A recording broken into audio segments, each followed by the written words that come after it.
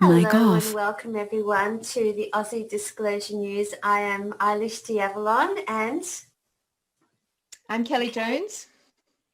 and we're here this morning to just provide a bit of a perspective on Conscious Consumer Network about what's been happening in Australia and with the pandemic, because as many of you know, Kelly and I are from the Victorian state of Australia, where our capital city, Melbourne, has just been smashed with these, corona laws and everything and the backlash and what's been happening. So I guess we're just here to catch you up on things and give you a bit of a background. So, so thanks so much for joining us. Previously, I had a show on Conscious Consumer Network called We Are the Ones We've Been Waiting For. So this is a spin-off that we'd like to co-present. So we're really excited to be doing that. So, and Kelly, a little bit about you and what you'd like to talk about today. Yeah, sure. So I set up the Aussie Disclosure News site 2 months before we actually moved into full-blown disclosure, which is a surprise to most of us who've been doing this for the last 25 years, that we're actually right now in the thick of things.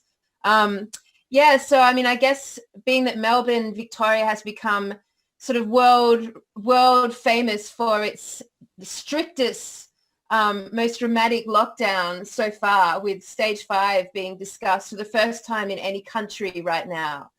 The Aussie Disclosure News has played a bit of a role in updating the Australian public as to where we stand. And it's definitely a palatable experience of a deep state, fear-based takeover.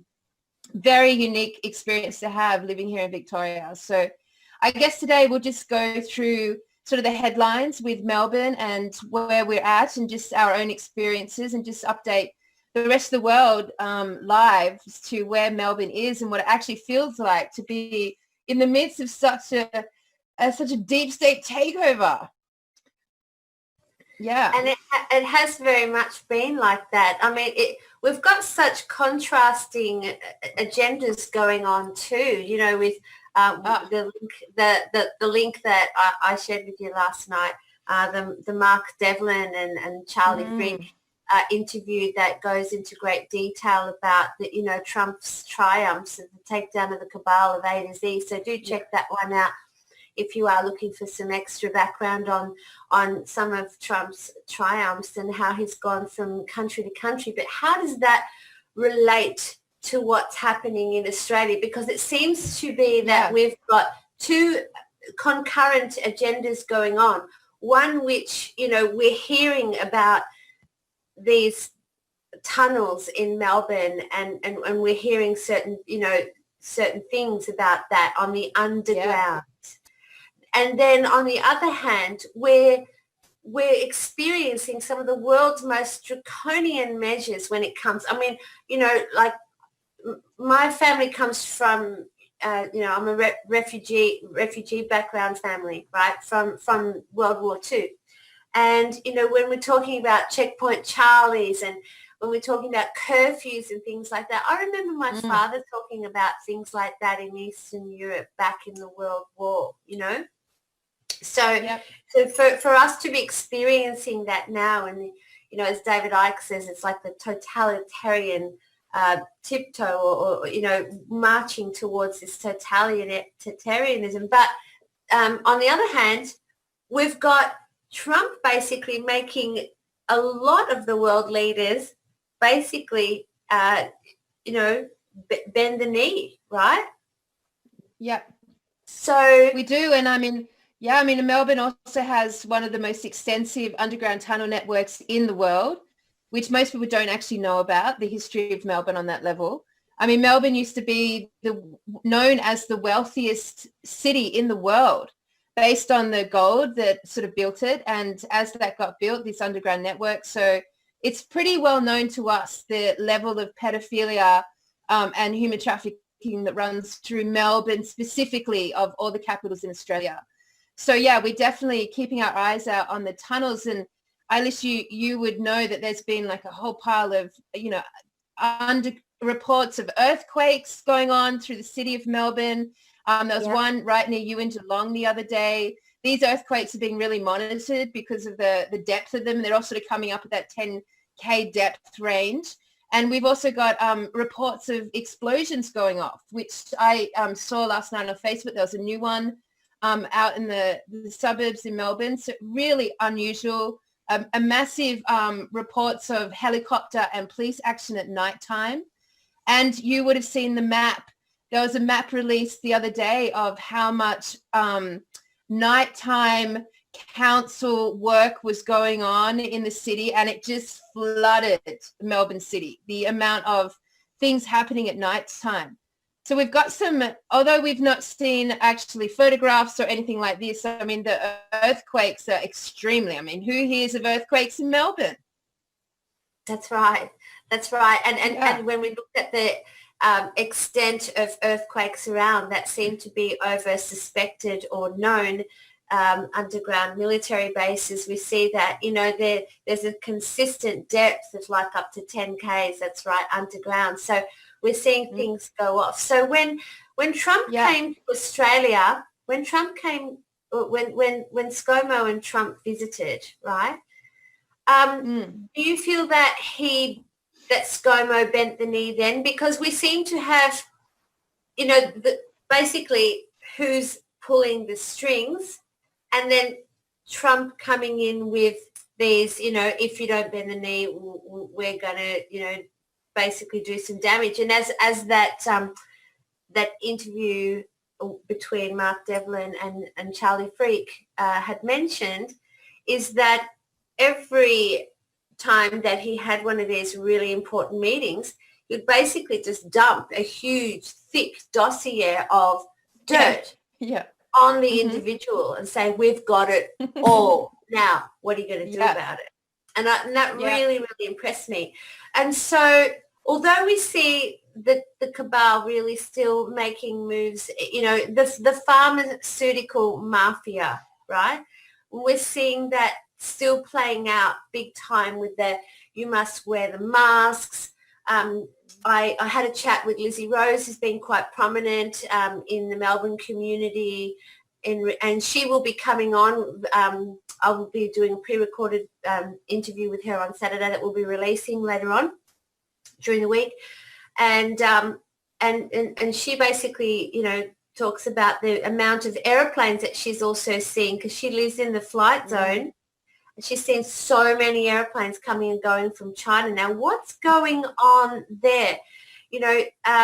That's been really, really interesting. So we're seeing that even though to an extent they're bending the knee, there's this reluctance. And what we're seeing pretty much now is their last-ditch attempts at, stopping the ascension process, stopping the progress of humanity, stopping us from, living free.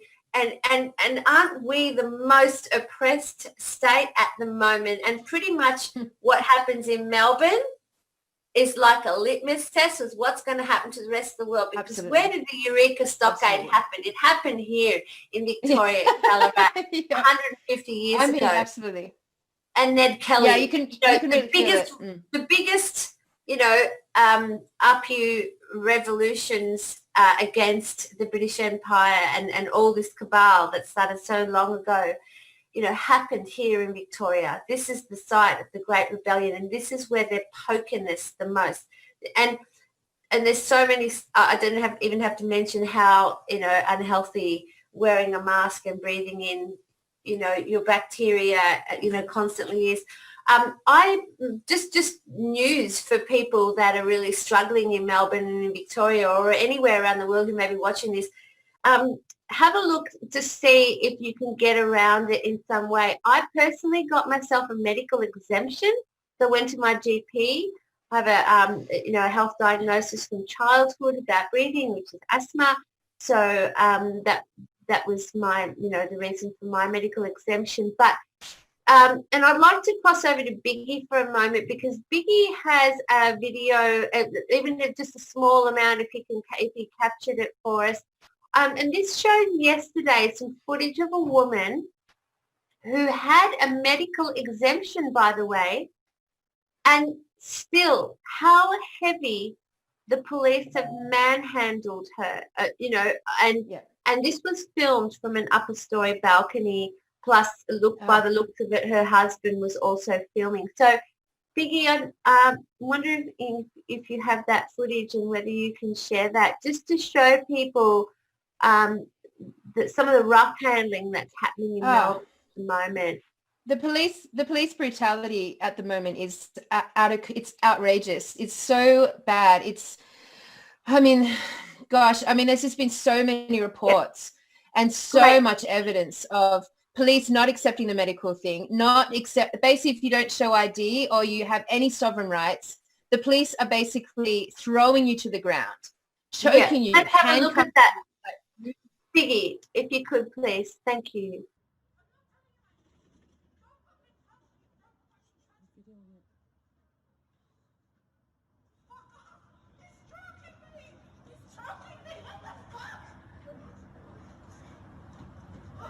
Hey, mate.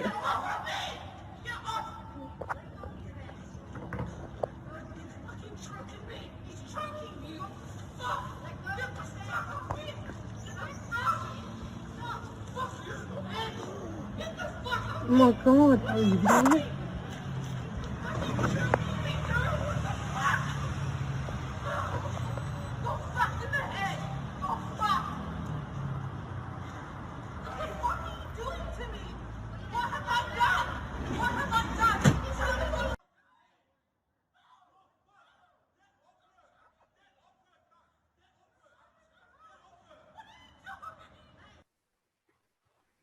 Mic off. Unbelievable. Thank you, Biggie, for sharing that. And so we've got a major issue with the police being very brutal with every single person that is basically choosing not to wear a mask.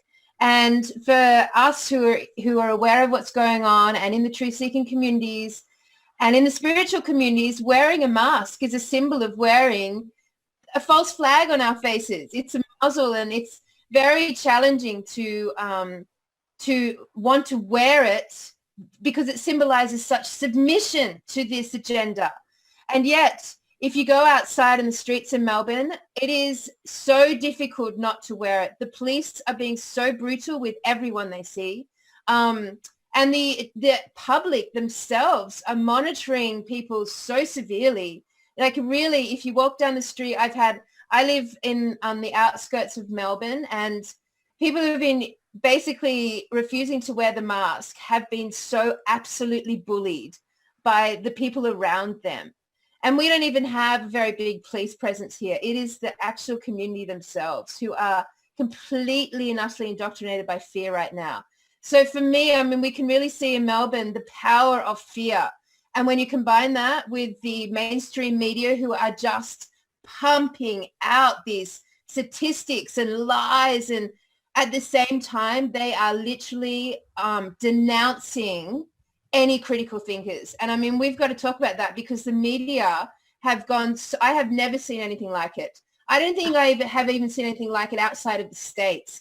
The Australian media have gone so hardcore with denouncing any single person who refuses to wear a mask, who has a critical, an alternative attitude, or is critically thinking about what's going on. And we have to discuss, Eilish, the fact that our premier, when he called stage 4 lockdown, and on the second day he's already talking about stage 5, on that time he actually outlawed and made the cure a poison. For 3 months, no one in Victoria can access the cure. Hydroxychloroquine. Yeah. Right. Now, I have found a few things that actually people can take, which is similar to hydroxychloroquine and zinc. And one of the products that I would recommend people, and like no one's paying me for this, by the way, but I'm just saying there's some tonic water, there's a grapefruit skin contains hydroxychloroquine as well, so you can boil the grapefruit skin, and some good old-fashioned zinc tablets. So get wise, people. There is also a herb from South America as well that contains hydroxychloroquine, but that might be a little bit harder to source, but people who are into herbs can source them as well. But good old-fashioned, I love good old-fashioned cures from my kitchen cupboard. That's how I cured my cancer, and so I love the everyday products that we can use that similar. I mean, this time really does bring about looking at one's own sovereignty, doesn't it? Because here we are, we're basically in martial law. The police are working for the deep state brutally. We've got the TV and mainstream media denouncing all critical thinking and really making a big deal of basically plastering it across Australia, any dissidents against wearing the mask. We've got a block on the actual cure. We've got all these falsified numbers, and the only ones who have died in Australia so far in this lockdown have been elderly people. There's been these massive reports coming out of the caring of these elderly people in these elderly homes, which have been the hotspots, have been awful. The last news report, I read about it. They were dehydrated. They were on the verge of starvation. They weren't being maintained or cared for. Their palliative care wasn't being maintained. Basically, it was like they were being set up to die, to give the government these false statistics, because no one has passed outside of a nursing home right now. So we've got so much pushing up and then forcing us to wear the masks. And then basically you've got a whole public sort of like in terror right now, even though nothing adds up, not one thing adds up. And I can say, like, I don't believe that the deep state were prepared for this moment. I think this is their last big push towards trying to control the population and basically seeing how far they can push us and what they can, like, where they can get us to as a leading to introducing a forced vaccination. But their story's not holding up. I mean, this is the Great Awakening, and there's lies and illusions that are just like, from the day they started this, has been on the forefront of social media channels. And just before I just want to say one more thing is that Channel 9 did a poll the other day, and it was talking about the vaccine and blah, blah, blah. But there was thousands and thousands of comments from people who were condemning Channel 9, who were condemning the official story, who were actually standing up and saying, this is a load of BS, like, what about this? This story's cracked. I could really feel that, even though we've got fear that's running people's paradigms who aren't awake to what's going on. This story is broken before they've even started. Like, this isn't 9/11, where everyone like bought the official story and no one could believe it was a hologram. Like, this is so different now. Like, no one's buying this. Yeah. And I loved seeing that, and all the screenshots people took of the comments from that Channel 9 thread absolutely undone them. Everybody's calling it a scam, because if you get a patient that comes into a hospital, say for a broken leg, if you have, or if they pass away from a motorcycle accident, by putting it down as a corona death or a live corona case, these guys are getting more money. So it just makes economic sense that you sprain a toe and you've got a positive corona case. Now, the other thing that people have been talking about is that some of the tests have been tainted, or they've only eventually acquired the real COVID influenza after they've been swabbed. So, we're wondering what these crates are coming in from China day and night, these planes. Now, this is in pretty much a no-fly area, and yet Daniel Andrews, Victoria's Premier, is going to Tullamarine Airport personally shaking hands with no mask with these people and no taking mask the photo. Now, what's coming in? What is coming in? Now, Well, some people say it might be technology, right? Or, you know, and facial recognition, and you know, and it's pretty scary times. It can be really, really scary. Oh my goodness. And we've got, it's almost as if there's like a race to the finishing line, you know, between, you know, all the unsealed indictments now that are coming out, right? That and it's going to happen. It's absolutely inevitable. The bell has tolled. It's game over. You know, it's truly game over. But we're still seeing their last-ditch attempts because there's a lot of money being thrown at this. And I was speaking to Lizzie Rose the other day, who's been called one of the Bunnings Karens, which I'll get to the word Karen in a minute as well. And Lizzie, you know, saying that she's, you know, how she's been targeted and you know, what's been happening with all the flights and everything coming in, because she's right, as I said, she's right over the flight path. So yeah, just for viewers that, you know, we will be featuring a personal interview with her, which, you know, we'll be screening soon. So I guess, you know, when we've got the microchip in the vaccine, that's the big fear, you know, the big patented 060606 mask of the beast, you know, versus these, you know, big corporate takedowns, these CEO resignations, you know, when Trump met with Bill Gates, and Bill Gates basically that day after the meeting stood down, you know, from being, you know, on the board of Microsoft. These big guys are going down because they know their time is up. But there's been a lot of money thrown at it. When I was talking to Lizzie, she said she went to the one of the local police stations near her, and they basically said to her that we are only policing COVID pretty much, right? Now, what he meant was, it's not like, you know, things aren't still going to be processed. I mean, there's still a budget to process general crime, but they're throwing a lot of money. There's a big budget to police COVID, and that's what he meant, okay? So we don't want anybody fearing that police aren't policing, you know, home invasions or anything like that. Well, and there's a lot of police doing an amazing job.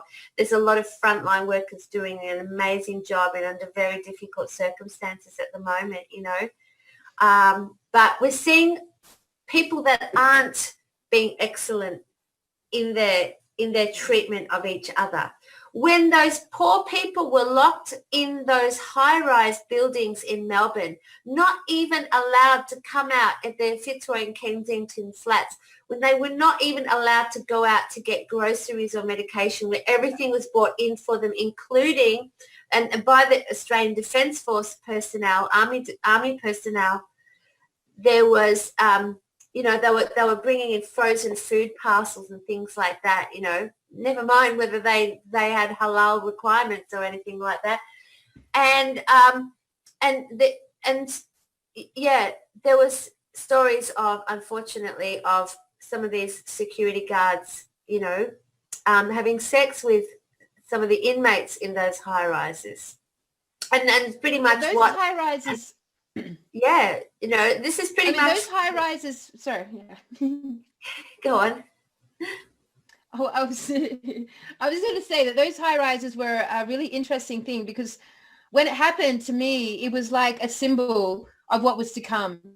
It was that we know how the deep state has to present symbols before they actually, you know, do what they're going to do, and that's how their magic works, right? So with the flats, to me, were like the symbol of the lockdown that was coming, and the lockdown which is going to be stage 5.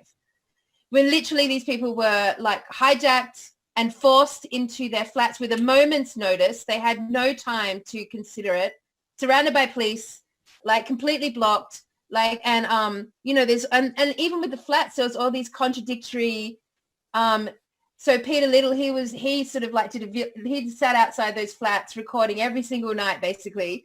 And yeah, as he went, no one could leave, no one could come and go. And he started to put out these videos at nighttime where these flats, which I think probably all around the world, you guys would know what we say when we talk about government flats. They're like these horrible, tight-knit, tiny little grey, horrible boxes with windows that open up only 15 centimetres, and families are packed in there, lots of refugee families packed in there, lots of immigrants.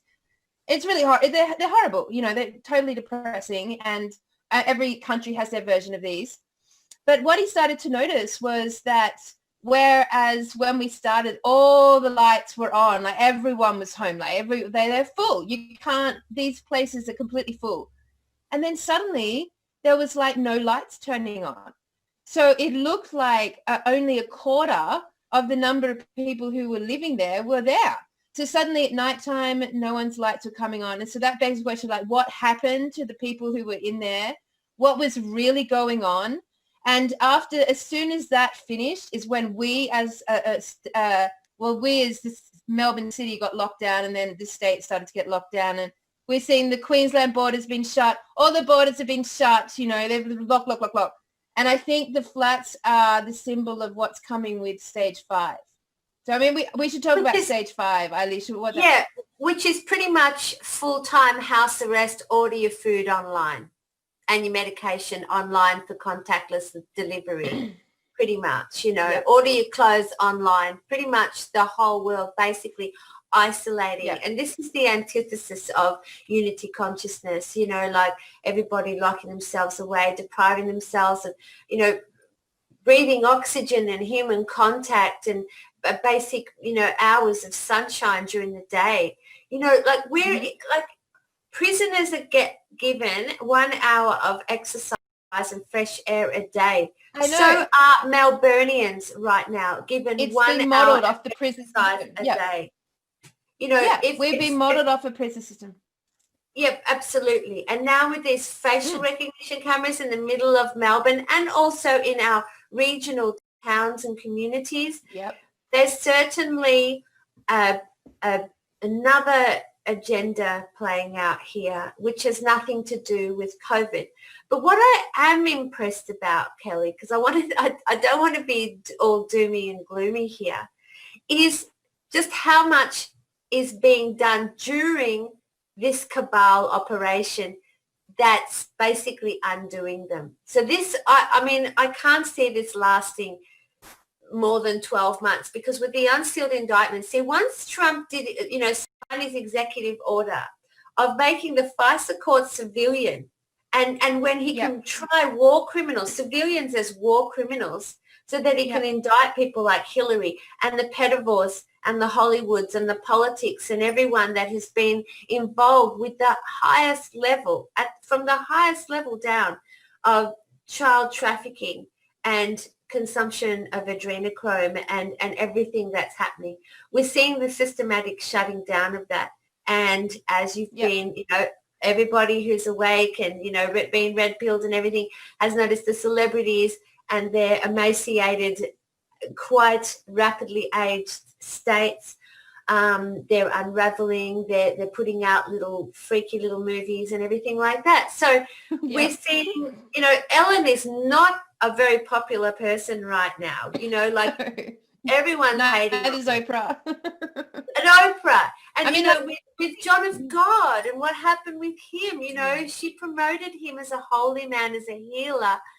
And he was one of the biggest child traffickers in Brazil. And when Trump left Brazil, when Trump left Brazil, that was the first arrest they made. So we're seeing that they're not only bending the knee, whether they're doing it voluntarily or under duress, but they're also, you know, basically starting the operations. And I feel that this is why the alliance nations are really coming together. So how successful will Chinese communist, you know, regime be? I ultimately, I don't think it's going to work, because this is going to be undone, because China himself is now aligned with Trump, begging him to help, you know, get the communists out. So this is you know, this is really strategic war. This is the strangest world war we've ever had, where pretty much we've all been told to stay inside, right? Stay inside. And I'm not a fan of masks. I even if I didn't have a medical exemption, I don't like wearing them for, you know, every logical reason. But if it means that there's another program going on, the underground rescues, and we are getting more evidence of that, it's coming out, albeit, you know, via witnesses and text messages and things like that. Obviously, we're not getting it from mainstream media, but there are some personnel that are basically now sending messages to friends and family about what's going on. So we're seeing that there is actually something else going on. So we don't want to put Aussies in a huge state of fear, but just observe what's happening. Now, there was a protest planned for Sunday, which kind of fell like a lead balloon in the middle of Melbourne because the organiser pretty much got arrested as soon as he arrived at the planned protest. But there was a big backlash, wasn't there, Kelly, with people going, no, don't go, it's a trap, right? And then Thanos, the three gentlemen that came on the other day and said, Thanos and his friends said that we really should gather, not 50 people, not 20 people braving not wearing a mask in the middle of Melbourne, facing huge fines, you know, but we need like 100,000 people. And I think we're seeing that a little bit, even with the keyboard warriors, Kelly, you know, with what happened with the Channel 9 News thread, which was absolutely decimated with red pill comments. Yeah, I mean, definitely the alternative channels have advised people not to attend any protests. We've had a law change in Parliament about the handling of protests, and that happened without anyone's knowledge or approval or voting, of course.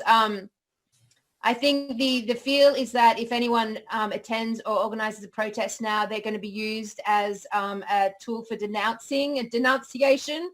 They're going to be taken and used it on the media to condemn, basically, and probably blame the protesters for even more COVID cases. So in the alternative channels, we're being advised not to protest until the numbers are there and we can ascend onto Melbourne City at 100,000 people strong. And I think that what's going to get that movement to happen is taking it away from the conditions of the lockdown, which are outrageous, and you know, we all know what's going on, but actually moving it into the energy of focusing on the children. I think like we're going to see, I'm hoping that we see a big push from the alternative stations towards actually protesting on behalf of the missing children, on behalf of the ending of human trafficking and the pedophilia, which all channels to do with this great awakening and this huge disclosure movement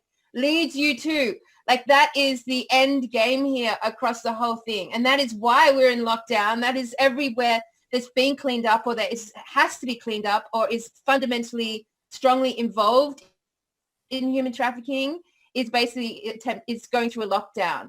And we know that we've got, you know, going down. So we've got two sides to the story here. And, you know, with the Charlie Freak video, which was fantastic, and an overview of watching all the different heads of state submit to Trump, surrender to this process, when he shows them the amount of evidence he has on them.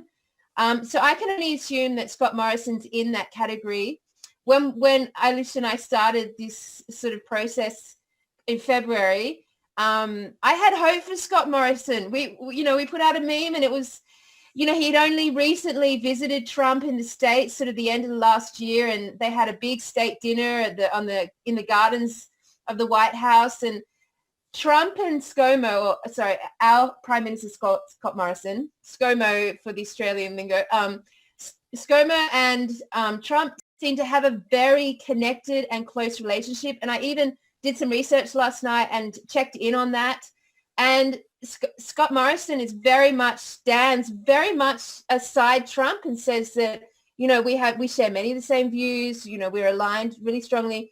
And up until this moment, the Australian media has gone hardcore against Scott Morrison's friendliness and relationship with Trump. Trump also speaks very highly of Scott Morrison, and they have seen each other a lot in the last 3 years since Trump has taken power.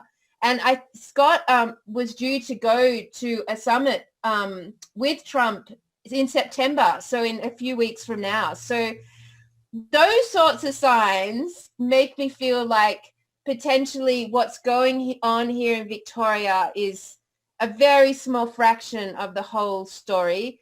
And the other curiosity about our Prime Minister is that reports started coming out that I don't know if this came out last year, but his best friend is a massive Q follower.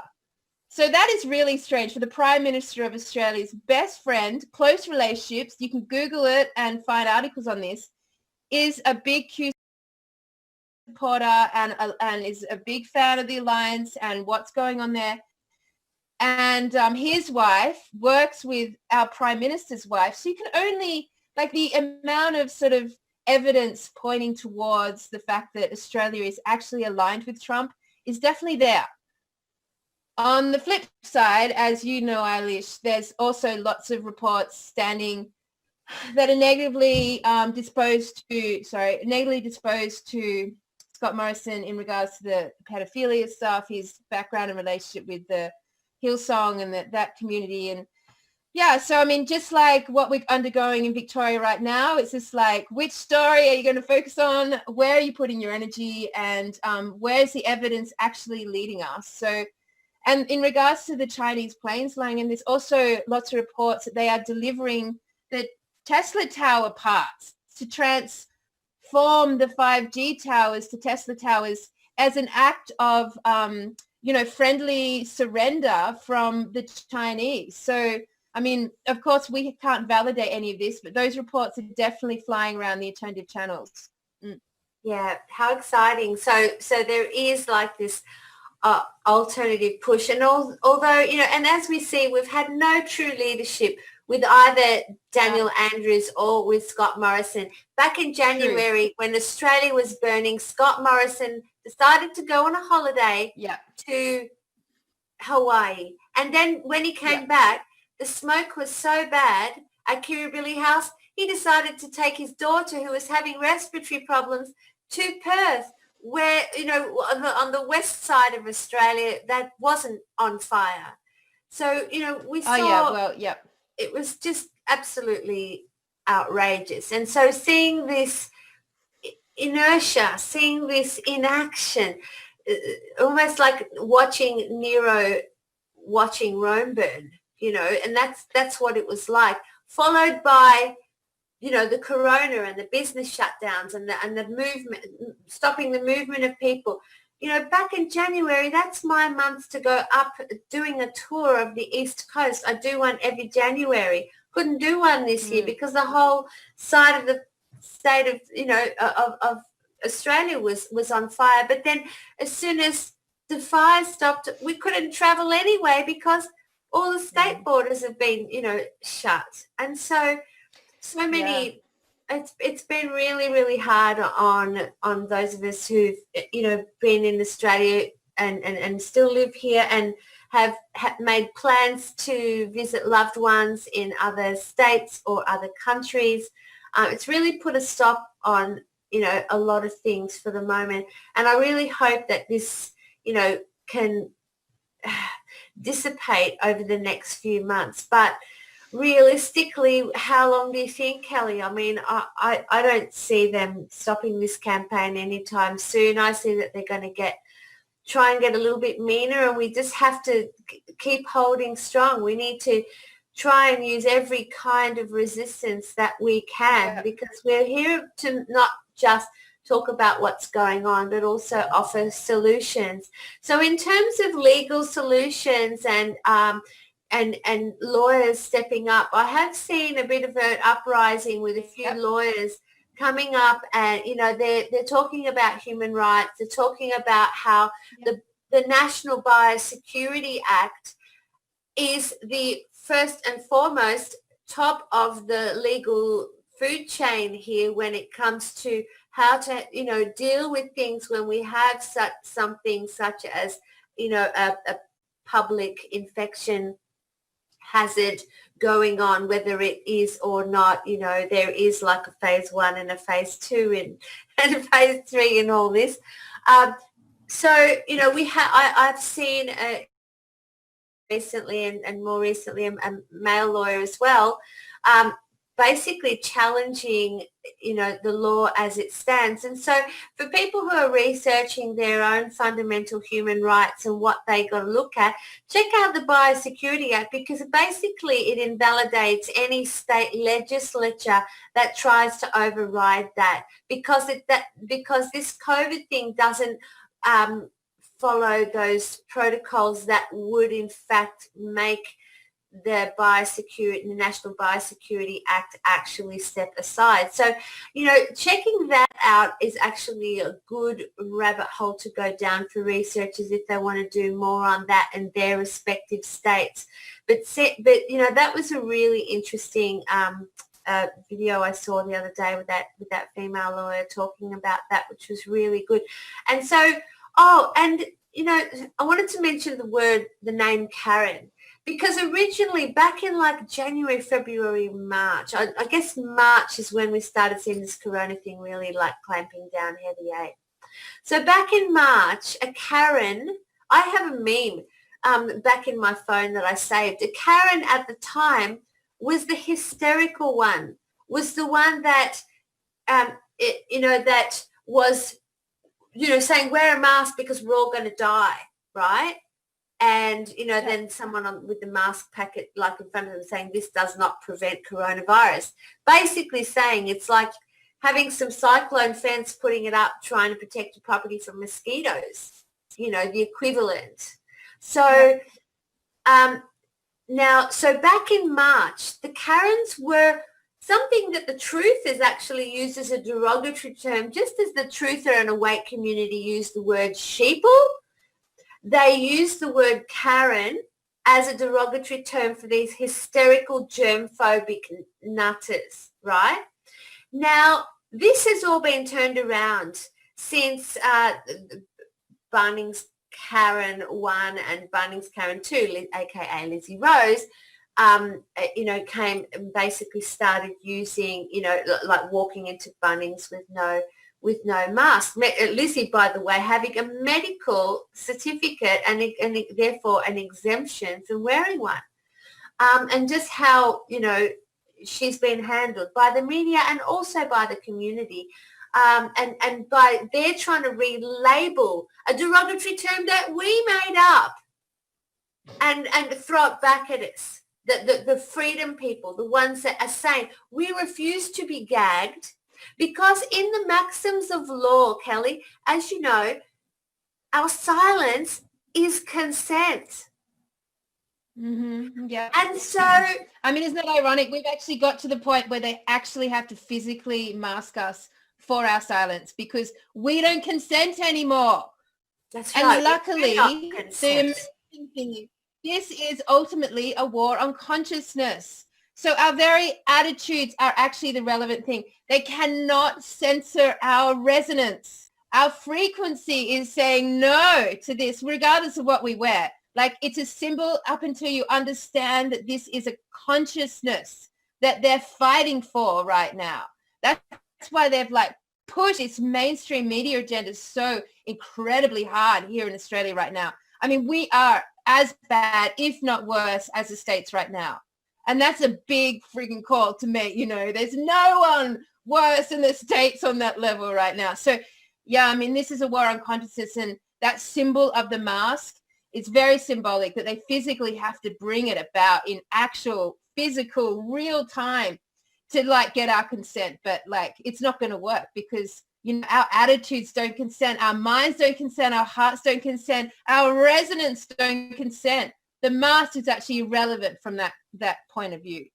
And it actually, On the topic of the fires, Eilish, like for everyone outside of Australia, I lived in those fires and they were outrageous. They mirrored exactly what happened in Paradise in California. They were absolutely a symbol of the hijacking of our elements. They were absolutely lit deliberately using drone laser technology, the chemtrails, all of that. They follow the exact path of the Agenda 21, Agenda 30 rollout of the new super train. But the thing that happened, I don't know if the rest of the world knows this, is that hundreds of millions of dollars were raised by the Australian public, and they have not given a cent over to the people whose houses burnt. They have literally stolen, hijacked, and not released this money. And that puts most of the Australian charities, the Red Cross, specifically the Red Cross, and the Australian government in a position of basically stealing this charity money from the victims of the fires. Now, Australians know this, are outraged by this, but have done nothing about it. There's been no protest. There's been no big surge of energy going through. So if that's where we stood on the fires, which is very dear to the Australian heart, really dear to the Australian heart. I mean, it broke and all the animals. I mean, it broke these countries' heart, and we still didn't have the wherewithal to come up and protest against. Australia doesn't seem to have a strong, active protesting voice. We're very lethargic with that energy. It feels like historically we very rarely do a big push in that sort of, collective, united presence to have our voices heard. Very different from Europe. We've seen these amazing protests going on in Germany and around the world, and hundreds of thousands of people joining. We just don't seem to have that same coordinated collective voice yet. I truly believe, Kelly, it's because I believe it can be a bit blamed or symptomatic on multiculturalism.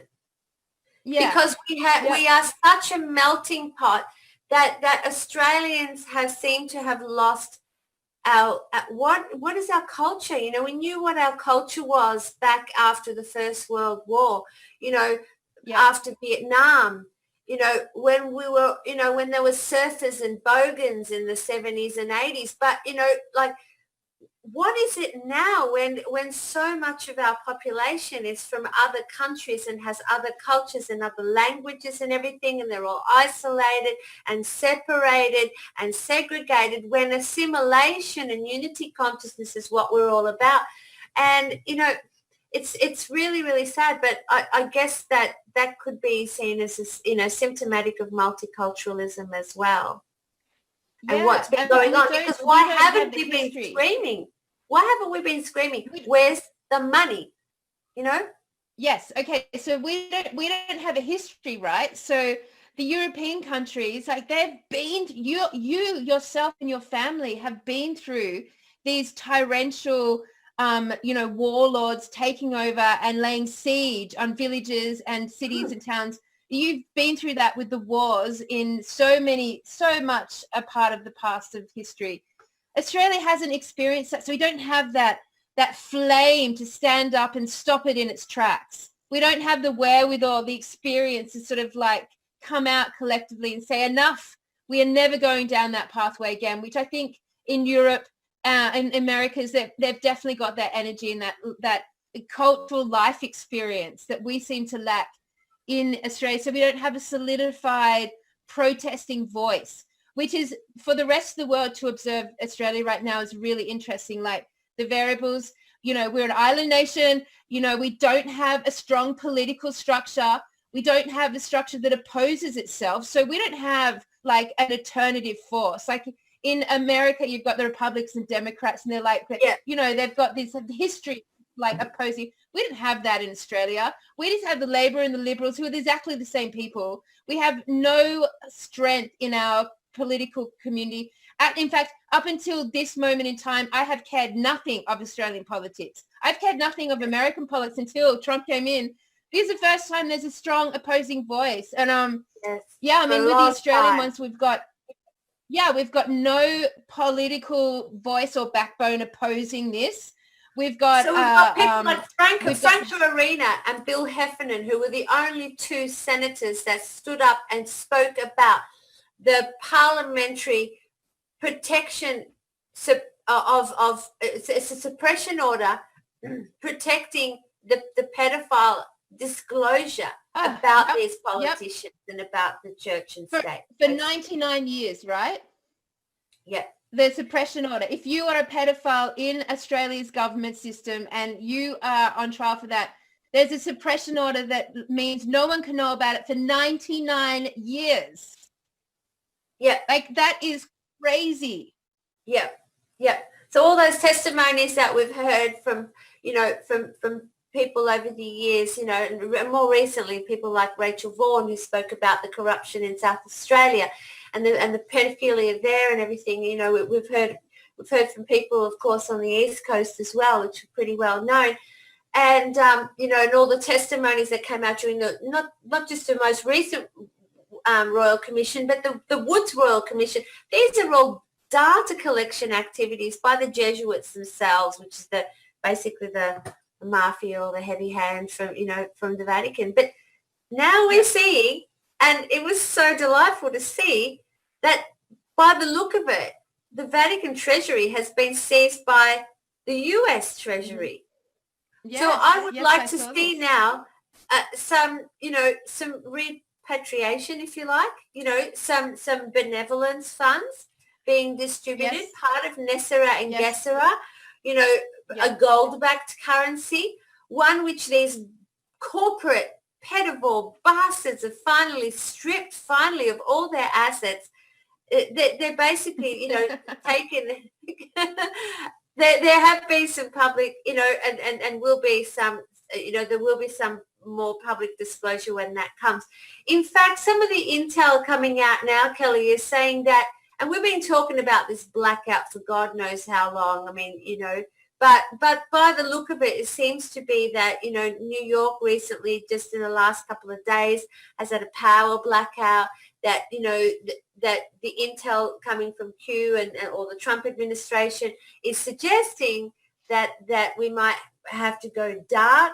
We've seen President Trump now, sorry about all this American politics, but what happens in America kind of affects Australia, which is why we're looking at it, because quite clearly, apart from Franco Arena and Bill Heffernan, we've got nobody to represent us, Well, look, I have to say, Pauline Hanson has stood up. I mean, she's a candidate that's been very annihilated in the media for being a racist and, being uncouth. But man, she has said one thing consistently, which is stop selling us out to China. Right now, China owns the majority of Australia's water. Yeah. I have a farm and have been watching and lived through the recent drought, which, by the way, was weather modification technology. That was not a natural drought. So Australia went through a forced drought, 3 years. It annihilated the agricultural regions. Yep. I personally Deliberately. watched farm after farm after farm being sold to China. I have personally witnessed that. And then we had the fires, and now we've got the pandemic. And one thing about Australia that's interesting to observe is that we have got the closest ties to China. Like, it is well known and established fact that Australia's government have absolutely sold a lot of our natural resources and a lot of our infrastructure to China. Dairies, Our universities in the last couple of weeks are getting censored. Students talking out against China, particularly on the issue of Hong Kong, are getting censored, and they're getting, they have to suspended from school if they speak out against China.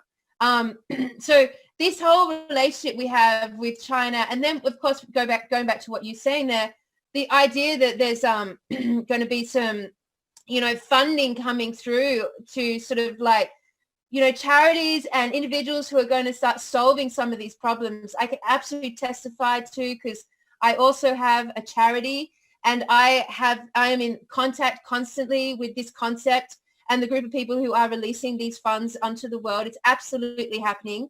There's absolutely massive amount of solutions that are going to, like, as soon as we hit disclosure, like full-blown disclosure, when we have the blackout, which seems to be the only way like that's going to happen. So there's across the world, you know, everyone's sharing the same, finally, hallelujah, the same information. I can't wait. We're all, we're all at the same level. It's never happened before. Yeah.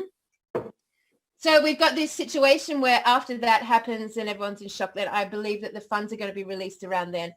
And that's going to go to charities who've already signed, who've already aligned and already sort of presented projects. And and the solutions will start to flood the planet. And I think when Trump refers to having a boom, I love it when he does a boom year next year, I think this is actually what he's talking about. I think this is going to play a big part of what he's talking about.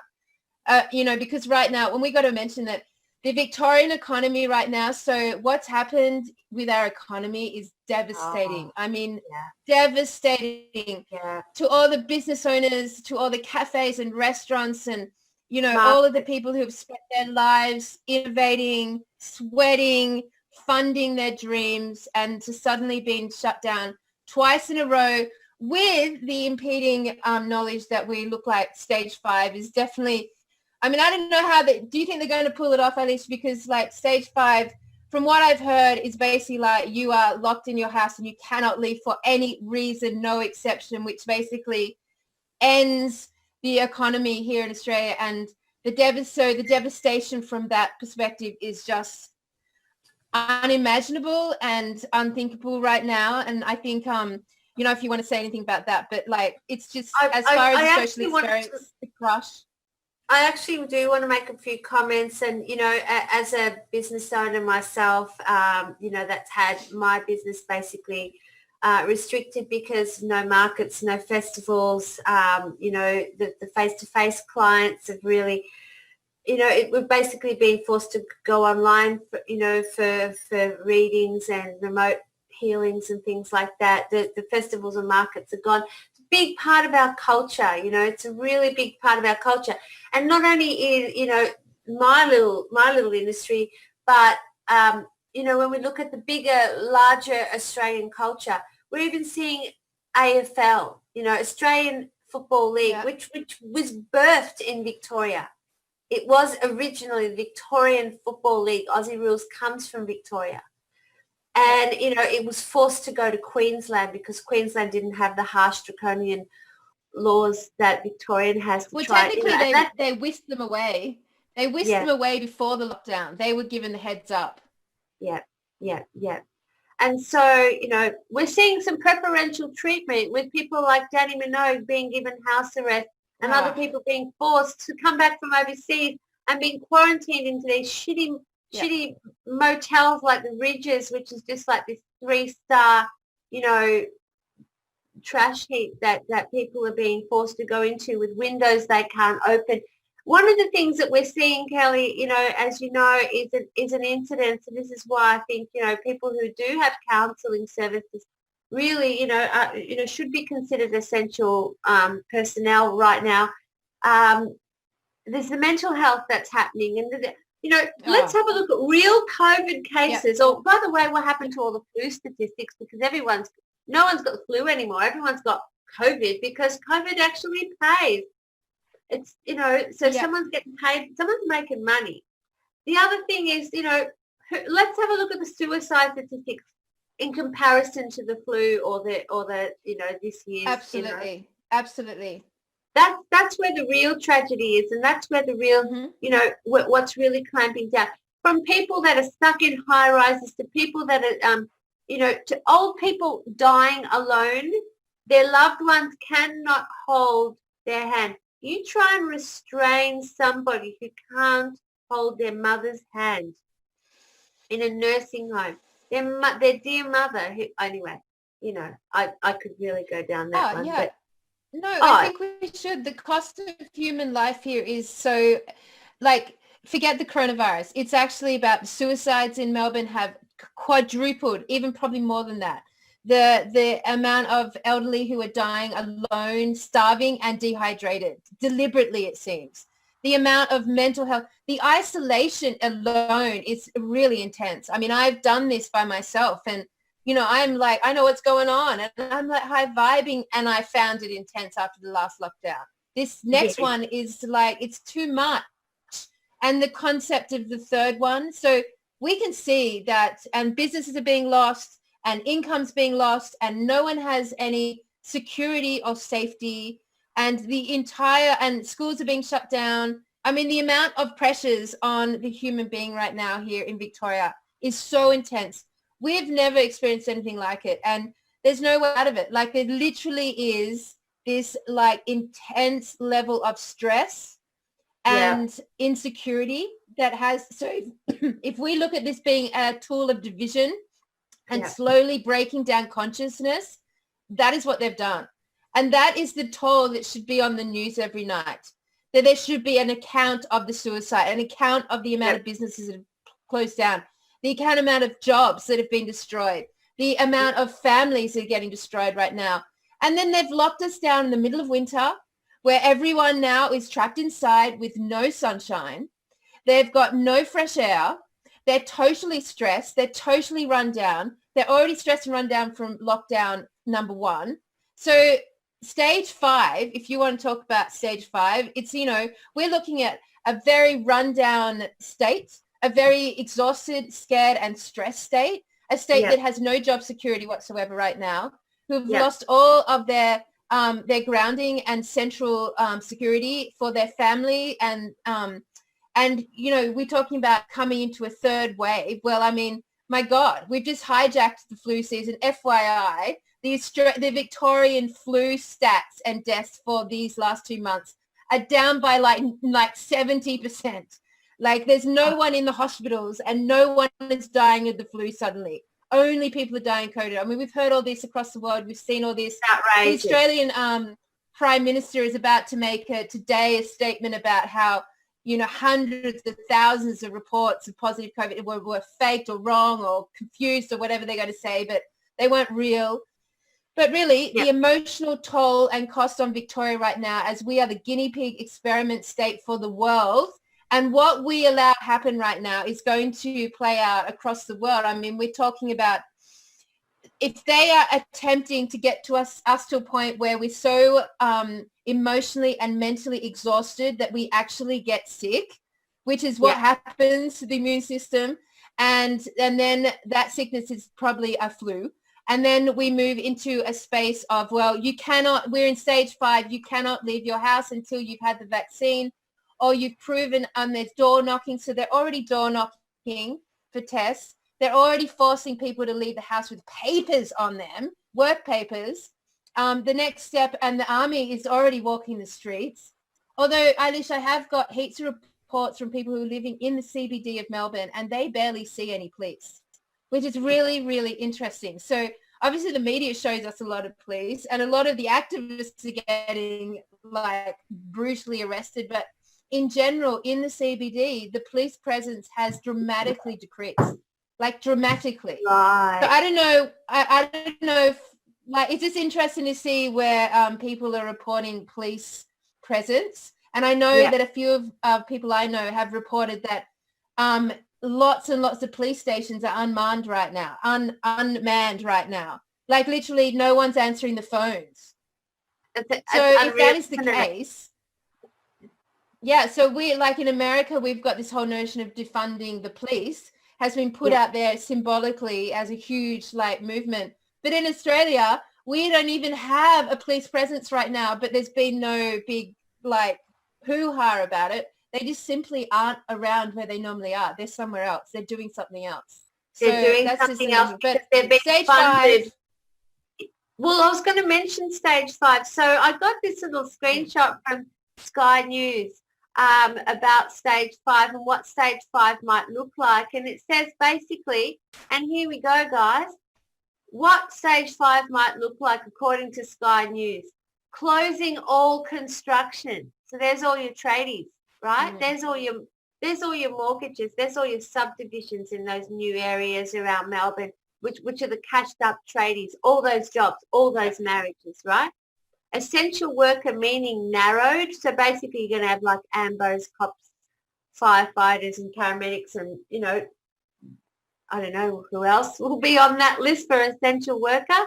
They're going to close bottle shops, right? So stock up, okay. Bakeries shut, shopping once a week only, and that's if you're allowed to go out. No 1 hour outdoor exercise. So the 1 hour that we are allowed now will be ceased. There will be roadblocks, which there are already at all Melbourne exits. So we are already at that point now. The hard regional grid lockdown. So you and I, Kelly, we're in those regional areas of Victoria. We're not in Melbourne Central, but they're going to be doing the lockdowns in your regional area and in mine. And then the taxi shut down. Taxis shut down. So what does that mean? Like, how is your kid going to get home? I guess, I guess the kids are going to have to be home. So that's stage 5. That's what they're basically saying. Like, pretty much you're only allowed to go out for shopping once a week and, even construction. So if you're building a house, guys, and you're a week from, basically having it, deemed livable so that you can move in, too bad. Too bad you're going to have to keep living in that shed for a while. There's going to be a lot of pressure. And I mean, how long do they want to put this pressure on the Australians before we fight back? We're looking at the legal channels right now with the Biosecurity Act, right? Yeah. I reckon that's a really big one. There's also class actions. We know that Daniel Andrews is a puppet and that someone else is pulling his strings, and it's Big Pharma, and it's before the pharmaceutical vaccine agenda. So, but we're also seeing the good things happening, and this is why it's been such a roller coaster, hasn't it, Kelly? Yeah, I mean, like, it's really, like, if we talk about, if let's like predict the future here for a second from what we know. So, like, they will introduce stage 5 only if they haven't achieved what they need to achieve with stage 4 lockdowns, I'm assuming. And stage 5 will be a model experiment for the rest of the world who's still dealing with a deep state, like, final push. So for me, like, they're only going to introduce stage 5 if they feel like they haven't sort of like captured control of the population enough that we will accept the vaccination. I mean, I'm assuming that's where it's, from the deep state perspective, that's where it's all leading. It's this vaccination. Whereas in the States, obviously Trump is rushing to introduce a vaccination that is not the Bill Gates vaccination, and not making it mandatory, just having it there if anyone wants it. So, I mean, can we say that if America gets a vaccine out first, if Trump manages to release his vaccine first, will that vaccine be the one that is then brought into Australia? Or are we just like, we're going to be locked down like prisoners until like the worst vaccine that was always planned? So, I mean, what do you think? I mean, have they already got the plan? They've already got the vaccine. They obviously wouldn't have rolled this whole plandemic out if they hadn't. They're just waiting for us to consent to it. I guess it's a psychological warfare we're in right now. Lockdown is psychological warfare. It's nothing to do with health. And like, how long will the Australian public submit to a psychological war? I mean, it's 1984, isn't it? It's a brave new world. It's every dystopian novel we've ever read. We're living it right now. And it's on that level, it's freaking surreal. To actually watch, the warnings, the David Icke warnings all coming to true and coming past right now. It's just like, wow, we're literally, I mean, and if we look at those books, and we look at the movies that have sort of symbolically outlined this agenda to us for so long now. I mean, you've just got into Handmaid's Tale and all that represents, and we're actually living it. So I predict that we've got 6 weeks ahead of us now with this stage 4. I think that's going to profoundly, exhaust everyone. I think that's the aim here, to exhaust, to isolate, to break down the immune system, to create massive division. In those 6 weeks, anything could happen with the alliance. Anything could happen with Trump and disclosure on a worldwide scale. I mean, this week, Eilish, we have had so many bombs go off. We've had bombs and missiles being dropped everywhere. Like, oh my God. Like, and in Australia as well. Like, it's just like all over the place. So if we take that is happening alongside the psychological war that we're all undergoing. So anything could happen to alter the course of where Melbourne's heading. But my gosh, if at some point Melbourne is going to have to say enough, we don't consent. So yeah, I mean, and we're going to have to do that march, and let's just hope that, I mean, we already know this. We know that every time they make a move and push us, 1,000 new people wake up.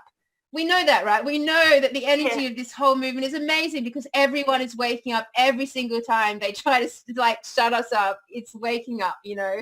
We know that ultimately this is already won. Yeah, it's game over, guys, you know. But we know this playing out. We're just playing out the ugly underside of the belly that they had pre-planned, that they had pre-funded. They've funded the local police so that they're playing their little game now. But what we're really, really hoping to see more of, and you know, this is what we're really holding our breath for, is you know, that these underground tunnels, these military bases are actually being taken out. Now, did you see the one in Beirut? You know, when they blew up that one in Beirut, did you see that there was actually an underground tunnel there revealed as part of the rubble? Yeah. So, and on that topic, they also, UNICEF, horrible, scary, horrendous UNICEF, put out a massive article the next day saying, headline, 80,000 children missing as a result of the Beirut bombing. 80,000 children. Now, of that, there was like 137 people died, something like this. It was so minimal.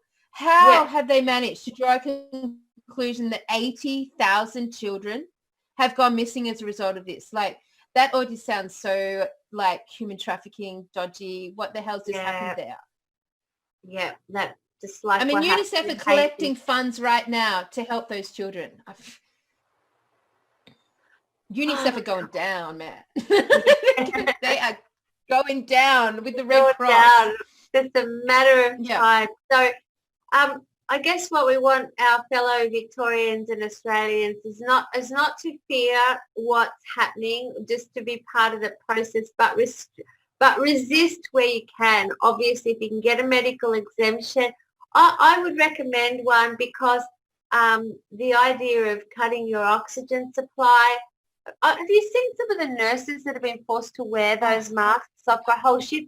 They've got like cystic acne and blisters from the bacteria all on their lower half of their faces and along their jawlines. Like, there's some serious festiness going on under those masks. Doesn't matter how many times you change them, you know. So it can't be healthy for you. It just can't be. And to criminalize the breathing of oxygen, to criminalize basically gagging us all, like you know, as you just mentioned, I've been into The Handmaid's Tale recently, and just seeing the gagging of those women. But looking at all those kind of dystopian movies and series that we've been watching, that, you know, had these central threads going through them. And even with The Handmaid's Tale, we're looking at what John of God was doing. He was doing breeding programs of breeding women and then giving those children to the elites, whether that be for adoption, sacrifice or whatever, for body parts or whatever. And so we're seeing that there are breeding programs already. That isn't a dystopian, maybe one day reality. That is actually part of the child trafficking, because it's trafficking, human trafficking of women and children. And some of those women are used for porn and snuff films and things like that. Some of them are used for those breeding programs, and they're already happening. Those babies aren't being registered and things like that. So seeing big people like the NXIVM, like John of God, like Epstein Island, like, I mean, you know that Ghislaine Maxwell, she actually had a submarine license as well. She's got a submarine log. It would be interesting not just to see the flight logs to Epstein Island, but the submarine logs of Ghislaine Maxwell as well. You know, who's been coming in that way, or is that how they bring the kids in? Let's see who's on those logs as well. So seeing that she's been caught and what she's going to come up with. I am hearing stories of her singing like a canary. So yeah, well, I mean, we've got to watch because you know, we've like obviously there's been pictures of Peter Andrews, our premier, with Hillary Clinton and holding up "I support Hillary Clinton" badges, and we've also got the insipid Jacinda Ardern right next door to us with New Zealand. And I mean, she's being heralded as the amazing solution and a brilliant leader because New Zealand has no COVID cases. And then it's like, but guess who has an election coming up just like America? Yeah, New Zealand. So we've got Jacinta Ardern playing the like, we sold COVID card, we're amazing, like vote for me. And I swear, my prediction, as soon as that election is done, it will be back in New Zealand. And New Zealand is an experiment nation just like Australia. And of course, we've got all these reports of all of these big baddies, you know, the Bill Gates and the huge multi-billionaires taking refuge in New Zealand. They've all got homes there. They've all got like hardcore underground homes in New Zealand. Jacinda Ardern, as we know, has been groomed and put into power by the Clintons. She is absolutely not who she says she is. I mean, I watched that very disturbing video, Eilish, of her in her transgendered, you know, waltz down in her red dress, and it was just like watching Michael Obama, like from the Jacinda Ardern angle. So we've got New Zealand right beside us, which is going to be really interesting to watch. And I'm sure New Zealand and Australia right now are coordinating what's happening in Melbourne. I just feel that in my bones. I feel like this is a coordinated psychological move to see how a population, how far you have to push them before they voluntarily accept the vaccine. And then it will be rolled out in New Zealand. Absolutely. That's my prediction. I really, really hope it doesn't come to that. And I really, really hope that we can also find some legal solutions based on the Biosecurity Act, you know, referring to our most clever people. As Ellen said, we've got to talk to our clever people. Well, yes, we do got to talk to our clever people. Let's talk to these human rights lawyers. Let's see what they got to say. I really like, you know, the Biosecurity Act and how it overrides any state legislature.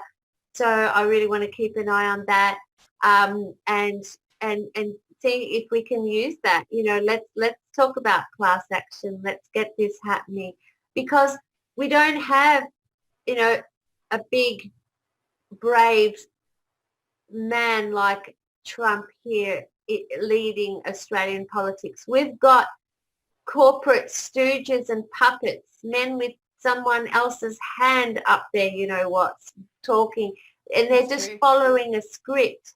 That's why there's no true leadership with Daniel Andrews, or, you know, okay, I'm yet to see, I'd like to see more evidence about, you know, Scott Morrison, our Prime Minister, doing something in relation to these children, when that is actually going to be officially coming out and not just on the underground in text messages and secret messages. You know, I want to see more verifiable, you know, information on that. Interestingly, that a tent city was put up right behind the Kensington flats when they were put on curfew, and Melbourne was put on curfew, and a tent hospital was erected in a park in Kensington Park, just like the one in Central Park in New York.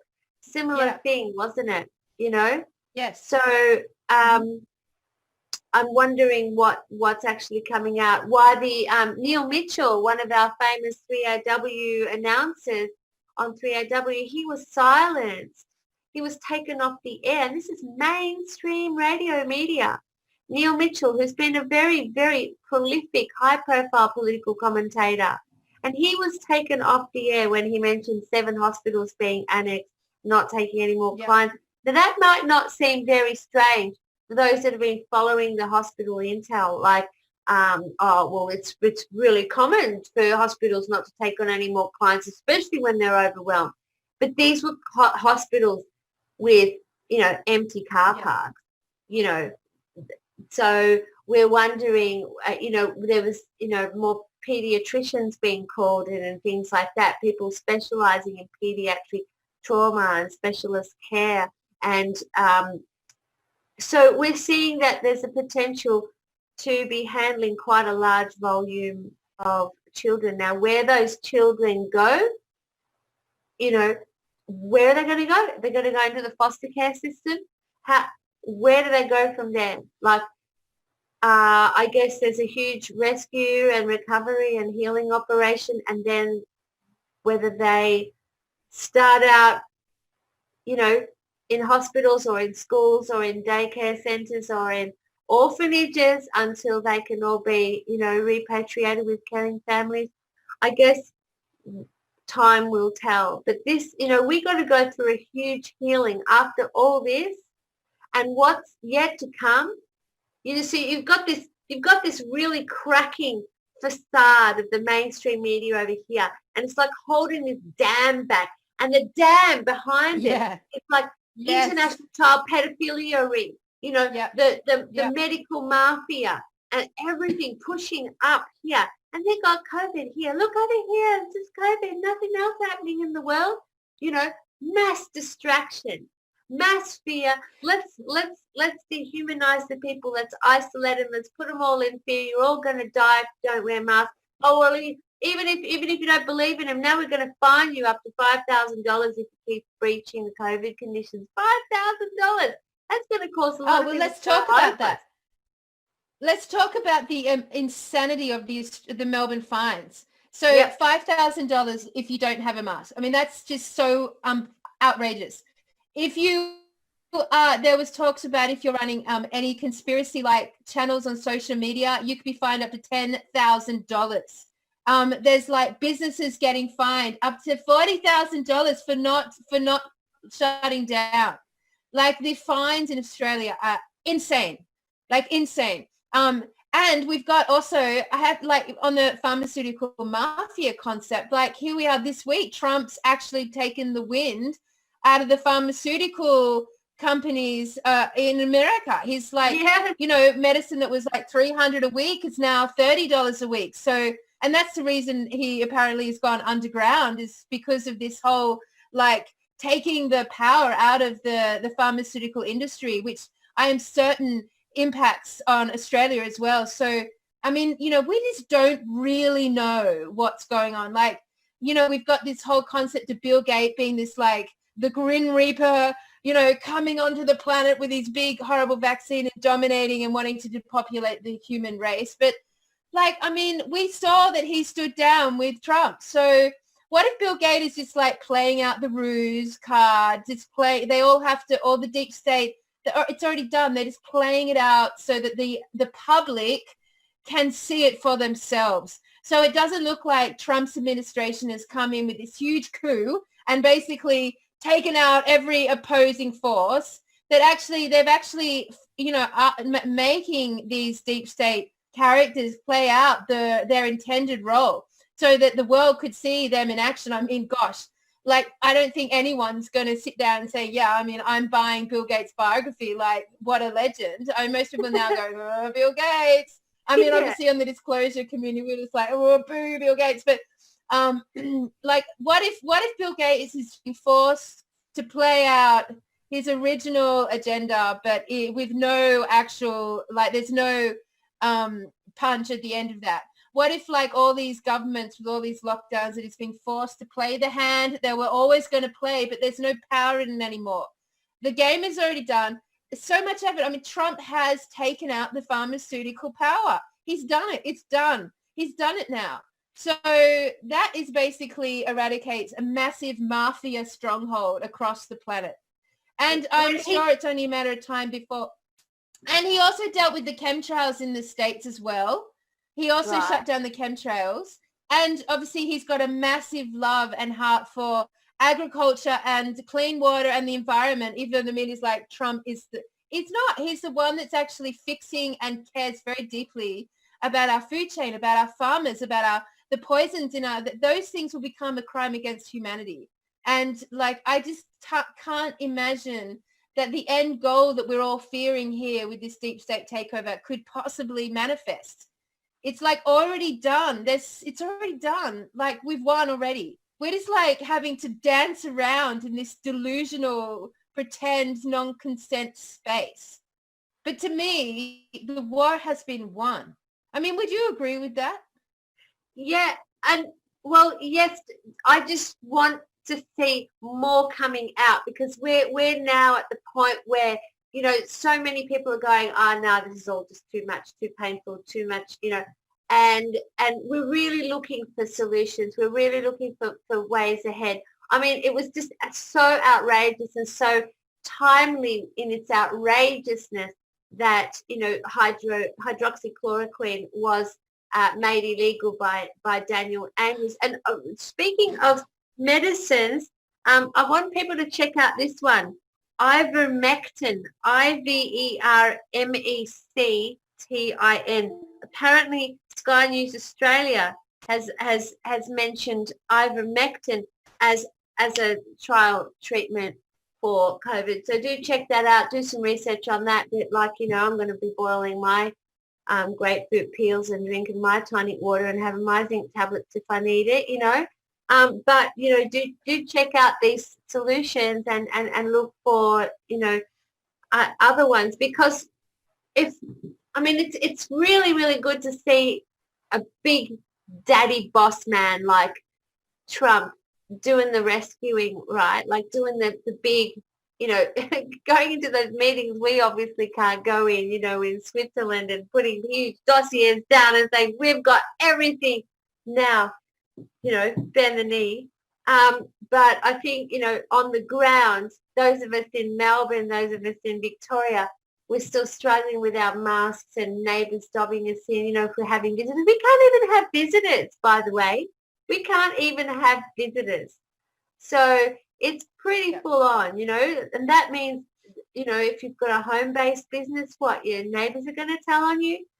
So it's been really, really tough. So I really can't wait to see more evidence coming out. Australia's going to be a real hard one. I feel that as much as ScoMo, he just doesn't seem to have much leadership skills. I want to see more evidence for the people because at the moment it just all publicly feels like everything's going against the people. And this is why there's so much despair and fear and hopelessness in the world and why we wanted to do this show and coming, you know, forward and going further into shows as we go on every Tuesday morning for Australians is to, you know, come up with these solutions that, you know, look at the positive things that are happening, absolutely talk about the fuckery and what's happening, you know, and some of the ridiculousness, but also looking at the solutions because without hope, that's like the last light to go out, you know what I mean?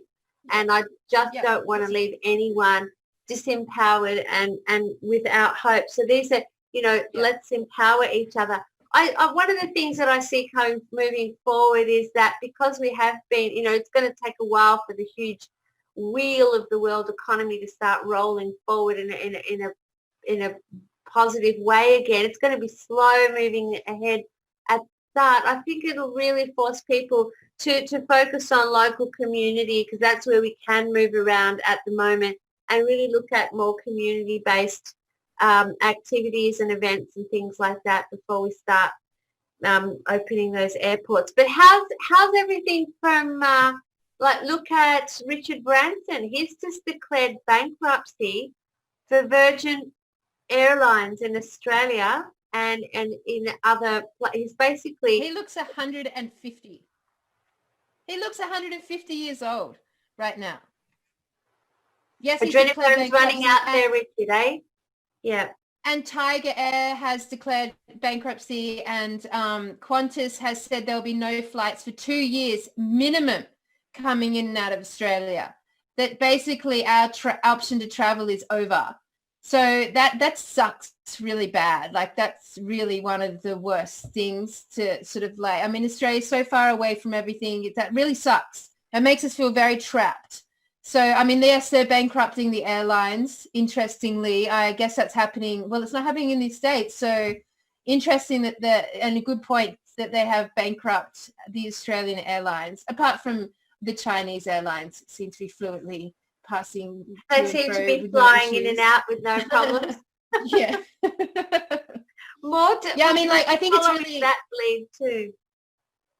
And I think it's really important to talk about solutions. And I just like to share very quickly that, in stage one, like, because I was by myself in stage one, I just sort of went into my meditation really strongly.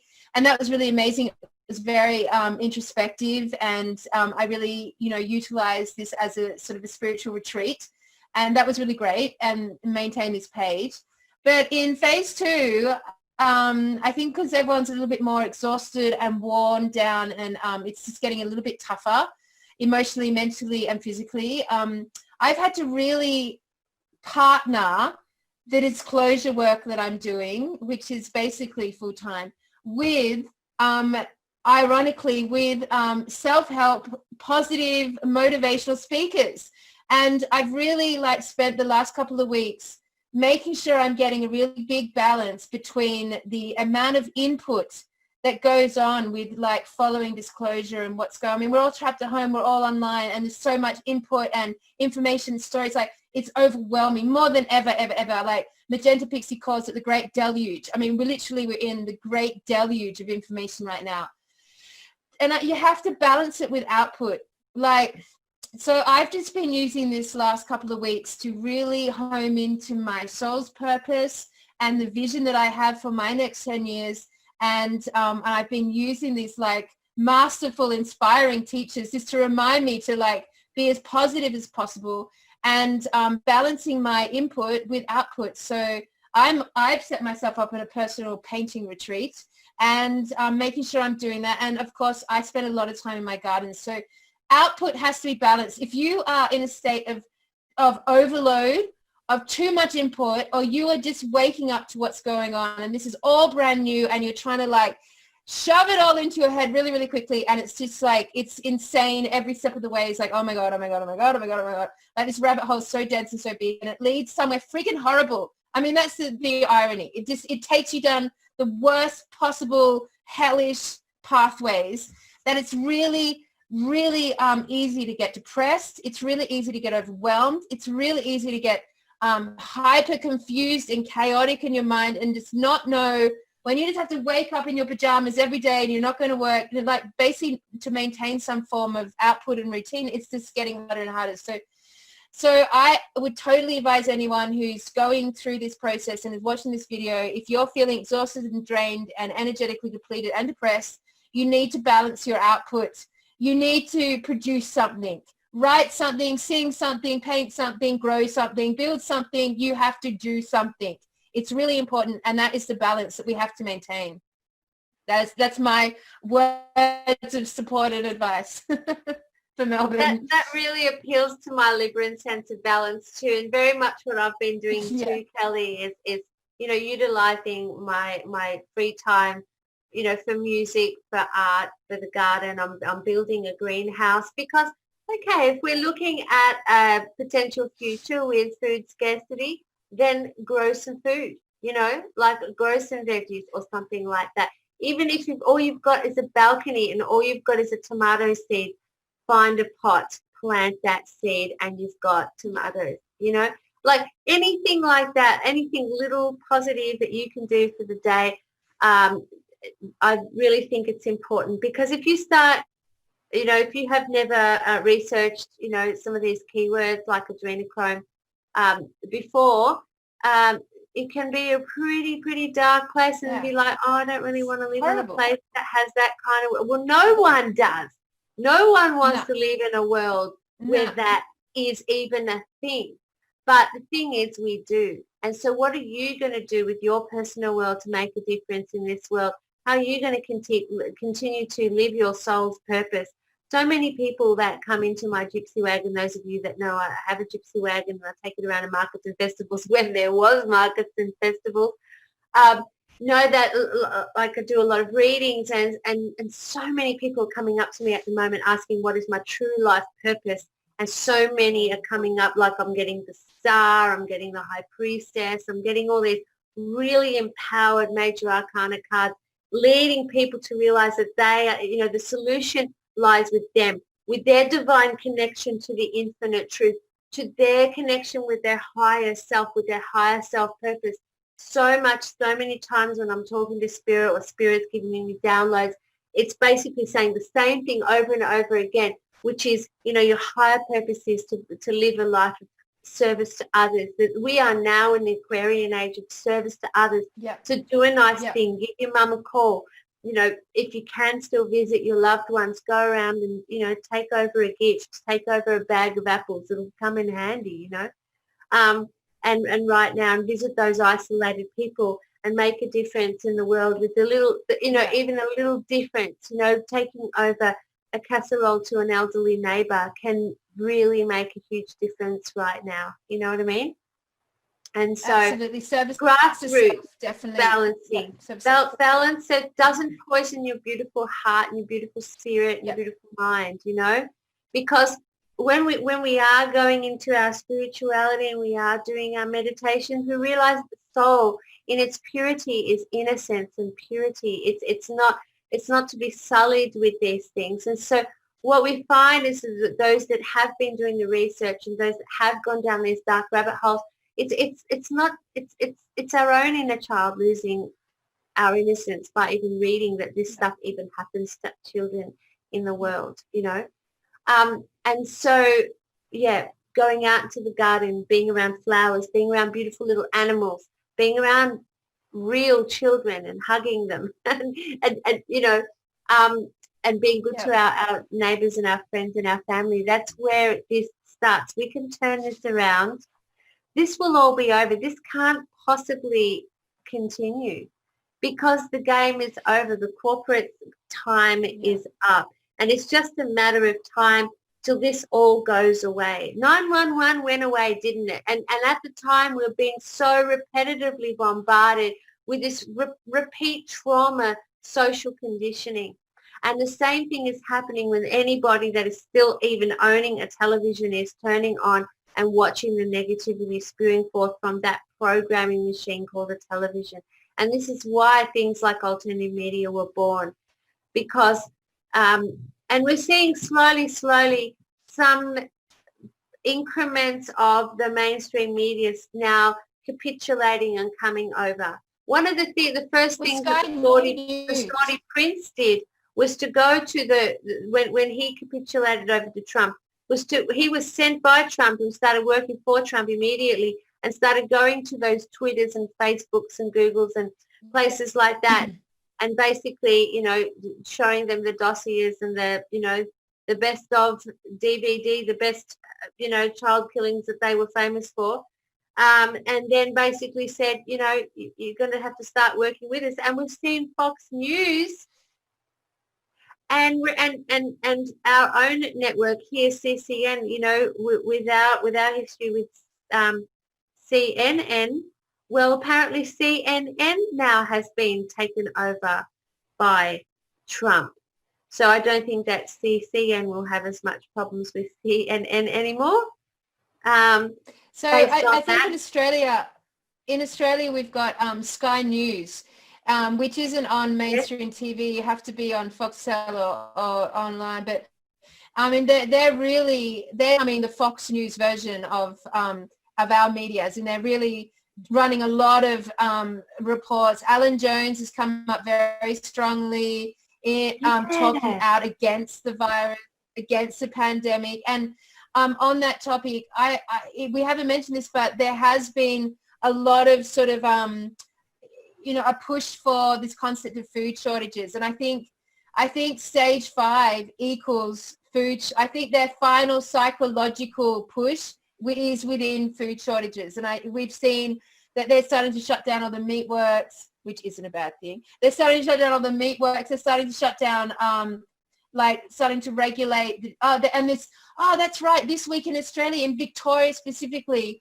there was all these reports on the avian bird flu hitting our poultry farms. Did you see that? So we've they're shutting down the meatworks, and now they're promoting the avian bird flu into our chicken poultry farmers. And I think they're going to really start. And of course, we've got to mention the flooding that's going on in China right now, which is really, really, I mean, that dam bursting will basically lay siege. It will put China underwater and complete water deluge, which will involve a huge food shortage from the Chinese people. And we've got most of our food is actually owned by China now. So I don't know, they can, if there was that severity of flooding in China and a massive famine going on there, which would be the hijacking of the elements as warned by Magenta Pixie. And then we've got all these notions of Australia, Victoria specifically, food chain being squeezed and becoming disrupted. I think, a food shortage will be like the last psychological weapon that the Victorians could handle. I mean, I think that would be like a real, the last final punch in the gut, I would say, for the Victorian population, if like food suddenly became shorted and regulated and like, yeah. Yeah, and I can see so that it's just worth mentioning to watch that. Yeah, I can see that Hunger Games thing playing out, which is why, putting up a greenhouse or even, planting a pot of tomatoes on your veranda is something that, people should look into for themselves. Or, if they've got a patch of lawn, put a lemon tree, anything, just put something in the ground, get out there Personal and sovereignty. Start Personal having sovereignty. independence. Yep. Start working on how to get bulk veggies in, and maybe getting jars and getting into pickles and preserving. It's not a bad thing to have some food in reserve that even you yourself have had a hand in making. So I just really feel that although there are good things happening, there is still a dark agenda going out, and it's playing out. Their light or their power and their might, I believe, is fading, but we just really want to see us all get to the finish line here, Yeah. And Me so too. if you're having We've got struggling, this, Australia. yeah, We've you've got got this, this. Australia. And if you are struggling in any way, please reach out to a loved one, please, or if you have a story to share with us that you would like to highlight, on Aussie Disclosure News, please don't hesitate to contact the director at Conscious Consumer Network, and they'll forward it on to us. Or check out our group on Facebook, which is the Aussie Disclosure, group. Friendly Australian. The Friendly Australian Disclosure Alliance. That's a long name, isn't it? But I'm glad I put friendly in there. We're very friendly. If you want to reach out and you need to contact someone or find a supportive space or a supportive group and you have questions or whatever, you can totally join the Facebook page. That is its purpose. We set it up to be a supportive network for those who are going through disclosure. So if that's you and you want to get to know us more or our community, like you are hand on heart, hearty, absolutely welcome to join and make contact. Yeah. You are not alone. Yeah, we're not alone, because one thing we're going to be doing is we're going to be bringing on some special guests over the coming weeks, and we're going to be looking at more solutions. Kelly, you've mentioned your charity. I'd like to talk to you more about that at some stage in the future, about some of the, the proactive things that you've done to make the world a better place. So, you'll get to know us and become reacquainted with me as well, and what's been happening since we've been down and now we're coming back up again. We've seen quite a few of the alternative media people deplatformed. We've seen them demonetized. Yes. But as one falls, many more rise up. And I have had a hiatus. I've had my 2 years of downtime because SRA did my head in. And, coming back out and going, right, okay, so I've seen a few brothers fall. It's time to, take this and run with it, because they're not going to be able to silence all of us. They're not going to be able to silence all of us. And there's more ways to, We're massive. So we're going to be huge. yeah. So we're going to be using what we can while they are keeping us isolated, thanks guys, you've just given me a whole heap of extra hours I can work on informing and empowering people. Thanks, because if it wasn't for isolation, I wouldn't be coming back out of my little cave, you know. Yay! There's so many of us. We're so great. We're all doing so many amazing things. We have got this, and you are not alone, Australia. We're going to come out of this bigger and brighter and more amazing with no human trafficking ever, ever, ever again. Amazing. Never, ever gonna happen. And never, it's never going to happen. It's never going to happen. And we're going to know a world without evil in it. Oh, my God. Amazing. It's worth it. It's worth this chaotic craziness just for that. A world without evil. Wow. Amazing. So I look forward to co-creating this beautiful alternative loving life and reality, and we're going to be co-dreaming this. We're going to be co-creating this. We're going to be doing collective meditations. We're going to be doing things that, like with the Maharishi effect, actually does happen, actually does make a difference. So we're going to be doing things that will make a difference in the world. So with your own spiritual practice, friends and family, continue with your meditations, continue with your prayers, continue seeing a beautiful world beyond this COVID thing. This too shall pass.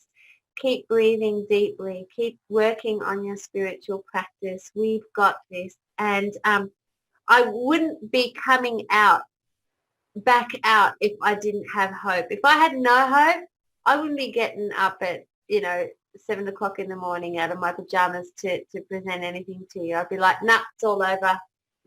No, but the thing is, we're not defeated.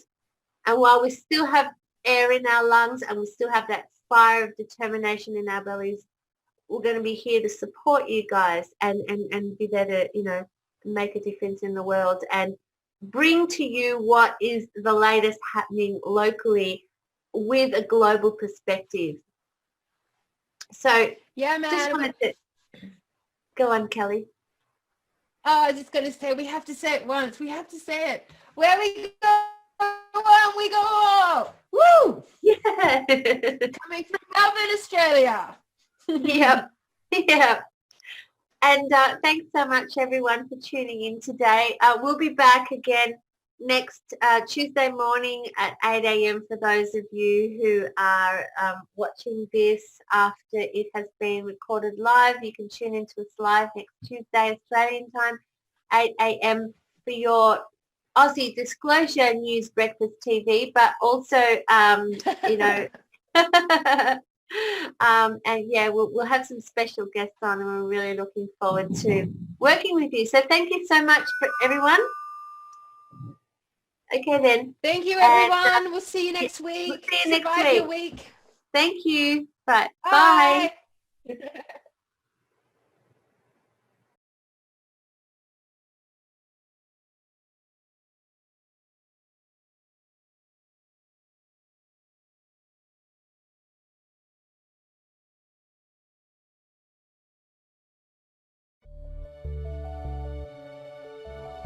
If we were to change the world, we would have to change the media. The sordid state of affairs on our planet is largely due to a misguided, misinformed and deliberately miseducated mass populace. Public opinion and mindset is largely controlled by the mainstream media. To a large extent, this has been the purpose of the mainstream media from a historical context. Much the same can be said for our imposed educational systems, as both have been developed with the specific intention of manipulating the public into believing and supporting a system of enslavement. It is important to recognize that education and media are inextricably linked. In order to truly affect a massive number of people into moving into a creative and constructive pattern of behavior, we need to change the purpose and effect of media as we know it. Our minds have been enslaved by the mind-numbing repetitive mass media programming that has been put out for consumption by a largely controlled mainstream media global network. Only 4 corporations own all major news networks and the best-selling papers and magazines, and these 4 companies just happen to be owned by a few at the very top, who are all in turn controlled by the CIA on behalf of the Vatican. Much like the educational institutions, we put unquestionable faith in the media and the versions of reality it portrays. Due to the fact that people put unquestionable faith in the media, it has massive influence over people and can affect them in many ways. The effects of media largely influence the way in which we view and interact with the world. There are several recognizable tactics used to do this, such as priming. In some cases, media messages may cause us to recall old ideas, knowledge, or experience. For example, a news story about the French presidential elections may trigger thoughts about the French economy, or remind one of a past trip to Paris, or to pick up some French brie when doing your grocery shopping. Agenda setting, also known as gatekeeping, refers to the fact that the media controls the information we get and therefore what we think. Editors have a lot of power here because they are ultimately the ones who decide what we are thinking about. Then there is framing, which refers to the particular treatment, angle, or spin applied to a message, which often ends up shaping our opinions about current affairs and who the good guys are in any situation. Agenda setting is deciding which story to tell, and framing is deciding how to tell them.